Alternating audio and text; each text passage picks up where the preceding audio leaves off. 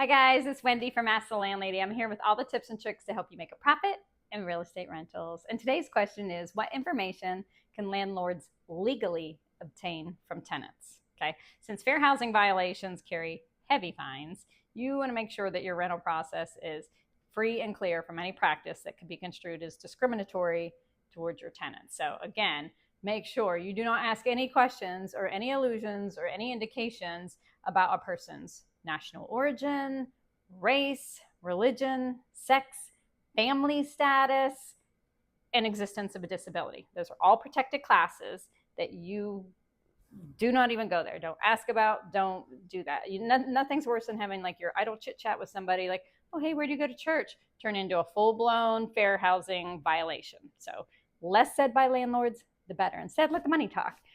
You are well within your rights to stay focused on your certain criteria for doing a background check and looking at criminal activity and their ability to pay the rent, rental history, and credit history. Those are things that you are legally allowed to do. That's why we do a nationwide background check and use a company, use somebody else that does that and screens that, because numbers don't lie. You come back and somebody has a credit rating of 400 and they've had 3 evictions. Okay, that's something that you can disqualify the tenant on, and there's not going to be any fair housing indications because your criteria should say you're not going to rent anybody who has 3 evictions on their record or has a credit score below a certain threshold, or if their income is only $1,000 a month and your rental is $750, they can't afford that. So you're going to have a guideline like 2 to 3 times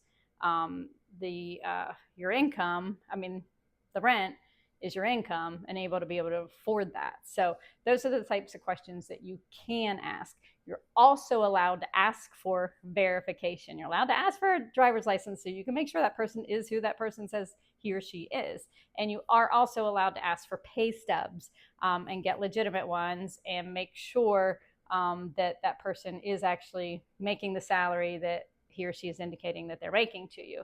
And you can make those types of calls you can ask those things. But again, the less said about people's personal lives, the better. Don't ask if they're expecting a baby. Don't ask why they moved here. Don't ask any of those issues. Simply stick to the facts about the unit, which is you can say you have too many people for the unit. If there's 10 people wanting to come into a studio apartment, right? You can certainly say that. You can say that their credit score is too low, that their criminal activity is too much for you. All those types of specifications you absolutely can ask about. So again, if you had any questions about that, about what you can or can't ask, shoot me a comment. I'd love to talk about it with you, because again, we can only learn from each other and make us stronger landlords and landladies and make a better profit at the end of the day. Thanks. Have a great day.